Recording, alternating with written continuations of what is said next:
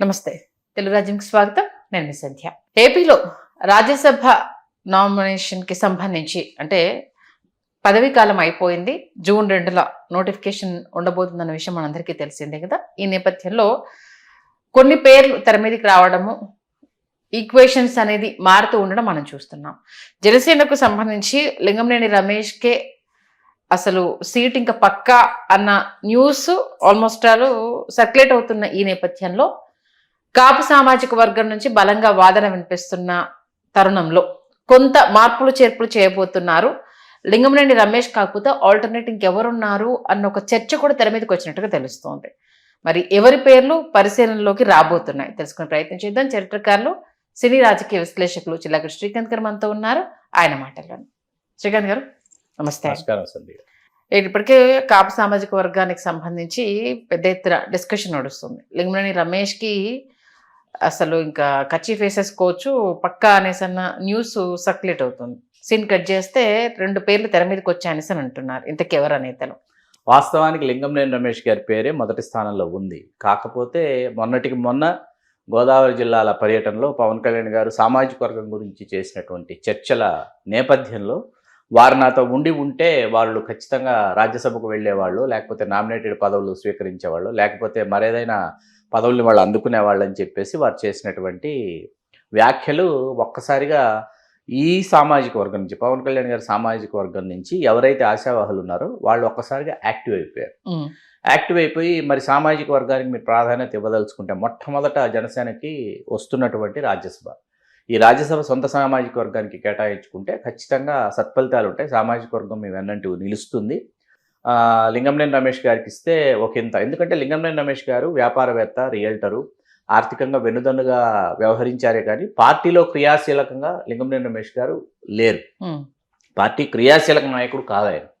పార్టీకి ఆయన విరాళాలు అందించారు, స్థలాలు అందించారు, భవంతులు అందించారు, వాటిని వాళ్ళకి అందజేశారే తప్ప వారు పార్టీకి క్రియాశీలకంగా లేరు, పార్టీలో క్రియాశీలకంగా లేరు, పార్టీ అధినేతకి వెనుదన్నులు అందించారన్నటువంటి ఒకే ఒక కారణాన్ని ప్రధానంగా ఇప్పుడు మనకు చూపిస్తున్నారు. తప్పు కాదు.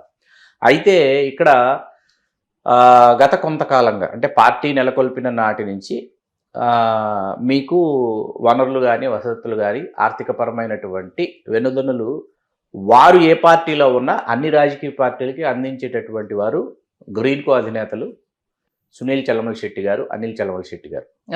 వారు ఇరువురు నడుమ వెంకట చలమలశెట్టి ఇంకో సోదరుడు ఉన్నారు, 3 సోదరులు.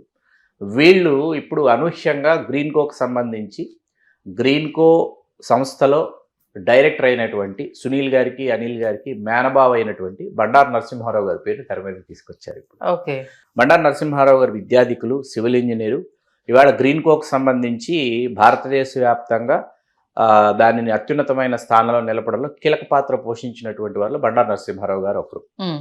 ఆయన భారతదేశంలో ఉన్న 14-15 మంది రాష్ట్రాల ముఖ్యమంత్రుల్ని వితౌట్ అపాయింట్మెంట్ కలవగలరు.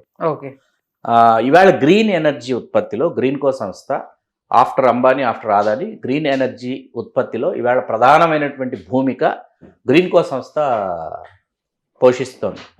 అట్లాగే మొన్నటికి మొన్న వారు వాళ్ళ సరికొత్త ప్లాంట్ని ప్రారంభించడానికి చంద్రబాబు నాయుడు గారిని తీసుకెళ్ళటం. సునీల్ చలమలశెట్టి గారు వైకాపాలో ఉండొచ్చు, గతంలో తెలుగుదేశంలో పోటీ చేసి ఉండొచ్చు, అంతక్రితం ప్రజారాజ్యంలో పోటీ చేసి ఉండొచ్చు. కానీ ఈ వ్యాపార వాణిజ్య రంగాలలో పారిశ్రామికవేత్తలు ఎవరైతే ఉంటారో వాళ్ళు అన్ని రాజకీయ పార్టీలతో సత్సంబంధాలు నెరుపుతూ ఉంటారు. అంటే స్థిరత్వం లేదు అన్న ఒక వాదన తెర మీదకి వస్తూ ఉంటుంది కదా. మామూలుగా ఆయన ఏం చెప్పారు, నాతో కంటిన్యూ అవ్వలేదు కాబట్టి ఇప్పుడు వాళ్ళు ఎక్కడున్నారో మీకే తెలుసు, కంటిన్యూ అయ్యి ఉంటే వేరే ఉండేది అన్న ఒక వాదన తెర మీదకి వచ్చినప్పుడు అసలు ఎక్కడా వినిపించని పేరు సడన్ గా తెర మీదకి రావడం ఏంటి? అసలు ఎక్కడా లేని, ఎక్కడా వినిపించని పేర్లు తెర మీదకి రావడం ఎప్పుడూ ఉండదండి. రాజ్యసభకు సంబంధించి, శాసన మండలికి సంబంధించి అప్పటికప్పుడు రాత్రికి రాత్రి మీకు మారిపోతాయి సమీకరణాలు. మీ గతంలో కూడా ఏంటంటే తెలుగుదేశం వాళ్ళు సునీల్ చలమలశెట్టి గారి పేరు చివరి నిమిషం వరకు సునీల్ చలమలశెట్టి గారిని రాజ్యసభకు నామినేట్ చేస్తున్నామని చెప్పి ఉదయానికల్లా కమ్మ సామాజిక వర్గానికి చెందిన వాళ్ళ న్యాయవాది కనకమేళ రవీంద్ర కుమార్ గారి పేరుని తెర మీద తీసుకొచ్చి ఆయన రాజ్యసభకు నామినేట్ చేశారు. ఇది మీరు గుర్తుపెట్టుకోవాల్సిన విషయం. అట్లాగే మీకు మన ఇప్పుడు తిరుపతి శాసనసభ్యులుగా ఉన్న అప్పటి చిత్తూరు సిట్టింగ్ ఎమ్మెల్యే వైకాపాలో అయిన ఆర్ఎన్ శ్రీనివాసులు గారిని ఇదిగో రాజ్యసభకు నామినేట్ చేస్తున్నాం మిమ్మల్ని, ఎందుకంటే చిత్తూరు విజయానంద రెడ్డి గారికి కేటాయించుకోవాల్సి వస్తుంది మేము అని, ఇదిగో ఇప్పుడు రేపు మధ్యాహ్నం ఎల్లుండి పొద్దున అని చెప్పి ఉదయానికల్లా మేడ గురునాథ్ రెడ్డి అని చెప్పేసి ఆయన సొంత సామాజిక వర్గానికి వాళ్ళు కేటాయించుకున్నటువంటి ఇక్కడ మనకు చాలా స్పష్టమైనటువంటి ఉదాహరణలు చాలా కనిపిస్తాయి సండి గారు మనకి. ఓకే. కాబట్టి ఆ నేపథ్యంలో ఏంటంటే ఇక్కడ ఆర్థికపరమైనటువంటి ఆర్థిక సామ్రాజ్యానికి సంబంధించి వ్యాపార సామ్రాజ్యానికి సంబంధించి గ్రీన్ కో అనేది ఒక అత్యున్నతమైనటువంటి సంస్థ. వారి వైపు నుంచి ప్రతిపాదన వారు చేసి ఉండవచ్చు, జనసేన ఖాతాలో ఇదిగో మా బండారు నరసింహారావు గారికి వారిని నామినేట్ చేయండి అని చిరంజీవి గారితో అత్యంత సన్నిహిత సంబంధాలు ఉన్నాయి, చంద్రబాబు నాయుడు గారితో సన్నిహిత సంబంధాలు ఉన్నాయి, లోకేష్ గారితో సన్నిహిత సంబంధాలు ఉన్నాయి. కాబట్టి అనూహ్యంగా ఈ పేరు తెర మీదకి వచ్చింది, బండారు నరసింహారావు గారి పేరు. ఆ తర్వాత జనసేనలో మరీ ముఖ్యంగా వినిపిస్తున్నటువంటి పేరు ఆ పార్టీ ఆడిటర్గా ప్రయాణాన్ని మొదలుపెట్టి కోశాధికారి స్థాయికి ఎదిగినటువంటి ఏవి రత్నం గారి పేరు, అనుగోలు వెంకటరత్నం గారి పేరు వినిపిస్తోంది. పార్టీకి తొలినాళ్ల నుంచి కూడా వారు ఆడిటర్గా అందించినటువంటి సేవలు, దానిలో భాగంగానే వారి అర్ధాంగిని టీటీడీ బోర్డు మెంబర్గా రెండు సంవత్సరాల కాలం పూర్తిగా వస్తుంది. కాబట్టి ఏవి రత్నం గారి పేరు ఒకటి తెర మీదకి వచ్చింది.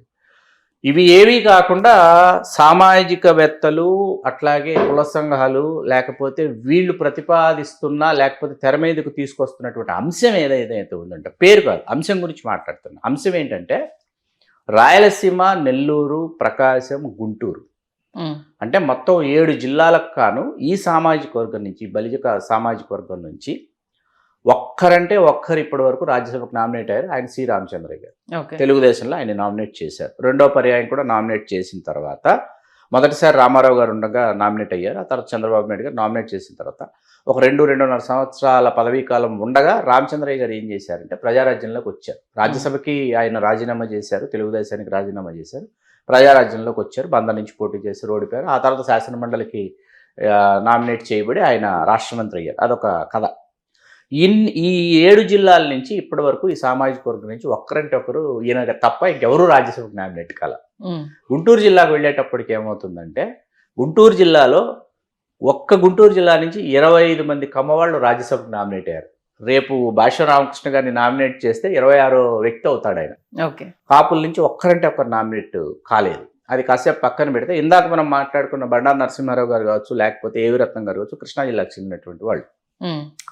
ఈ జిల్లాల నుంచి అనూహ్యంగా ఇప్పుడు తెర మీదకి సుప్రసిద్ధ న్యాయవాది, high court, supreme court P Gangaiah Naidu గారి పేరు తెర మీదకి వచ్చింది. రాయలసీమ నుంచి హైదరాబాద్లో స్థిరపడినప్పటికీ రాయలసీమ, చిత్తూరు జిల్లా, ఉమ్మడి చిత్తూరు జిల్లా, పలమనేరు వాస్తవ్యులు. ఆయన చంద్రబాబు నాయుడు గారు ఎస్వి ఆర్ట్స్ కాలేజ్ సహాధ్యాయుడు. అదొక పాజిటివ్ అంశం. అట్లాగే గంగయ్య నాయుడు గారిని గతంలో కాంగ్రెస్ వాళ్ళు 2004 ఎన్నికల్లో చిత్తూరు లోక్సభ నుంచి పోటీ చేయించాలని ఉవ్విళ్ళూరారు. దాసనారాయణరావు గారు, డి శ్రీనివాస్ గారు, రాజశేఖర్ రెడ్డి గారు అందరూ ఆయనని పోటీలోకి తీసుకోవాలని అనుకుంటే ఆయన సున్నితంగా తిరస్కరించారు. ఎందుకంటే తెలుగుదేశం నుంచి ఆదికేశవ నాయుడు గారు పోటీ చేస్తున్నారు. ఆదికేశవ నాయుడు గారు పోటీ చేస్తున్నది ఎందుకు చేస్తున్నారు? గతంలో ఆయన చిత్తూరు నుంచి పోటీ చేసి ఓడిపోయాడు కాంగ్రెస్లో. ఇప్పుడు తెలుగుదేశంలోకి వచ్చి పోటీ చేస్తున్నాడు. గెలిచేటటువంటి అవకాశాలు కనిపిస్తున్నాయి. కాబట్టి ఇప్పుడు ఆయన గంగయ్య నాయుడు గారు అయితే ఖచ్చితంగా ఆయనకున్నటువంటి బంధుబలగాల దృష్ట్యా ఆయన కూడా హోరాహోరి పోరు ఇస్తారు, ఎవరని కాదు.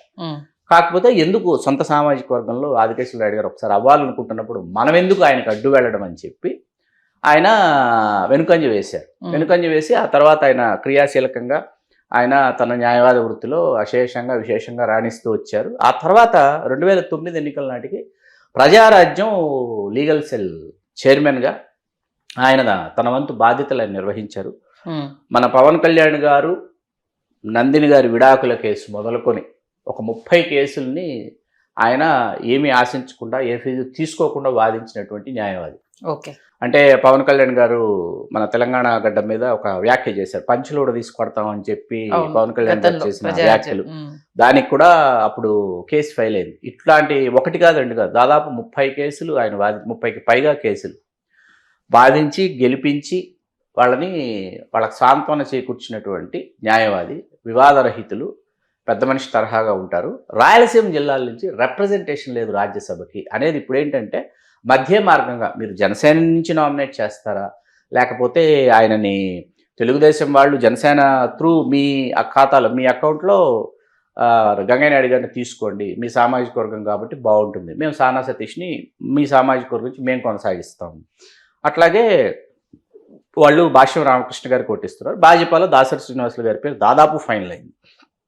కాబట్టి 4 ఇక్కడ క్లియర్గా కనిపిస్తున్నాయి అన్నమాట. సొంత సామాజిక వర్గం నుంచి ఇప్పుడు పవన్ కళ్యాణ్ గారి మీద ఒత్తిడి ఉంది. అటు రత్నం గారు, బండారు నరసింహారావు గారు, అలాగే ఇప్పుడు రాయలసీమ జిల్లాలు, రాయలసీమ, నెల్లూరు, ప్రకాశం, కాసేపు గుంటూరుని పక్కన పెట్టి గ్రేటర్ రాయలసీమ అనుకుందాం. 6 జిల్లాల నుంచి శ్రీరామచంద్ర గారు మినహాయిస్తే మరొకరు ఎవరు రాజ్యసభకు నామినేట్ కాల. కాబట్టి రాయలసీమ జిల్లాలో సామాజిక వర్గం యొక్క సాంద్రత, తీవ్రత చాలా ఎక్కువ. వీళ్ళు ఒక నాయకుడి కోసమో లేకపోతే ఒక ప్రాతినిధ్యం కోసం వాళ్ళు పాకులాడుతున్నటువంటి దురవస్థల్లో ఉన్నారు రాయలసీమ జిల్లాలో.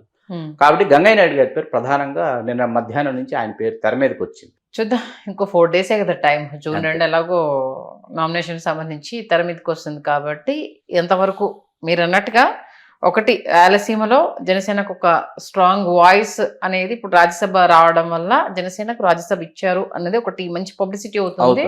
ఇప్పుడున్న సామాజిక వర్గానికి సంబంధించి సరే కొంతలో కొంత ఆయన అటువైపు తిరిగారు అన్న హ్యాపీ ఫీడ్ అనేది నెరేటివ్ వస్తుంది. కాబట్టి మరి ఎంతవరకు అధినేత నిర్ణయం తీసుకుంటారని మంచి విశ్లేషణ ఇచ్చారు. ధన్యవాదాలు శ్రీకాంత్ గారు. ధన్యవాదాలు సార్.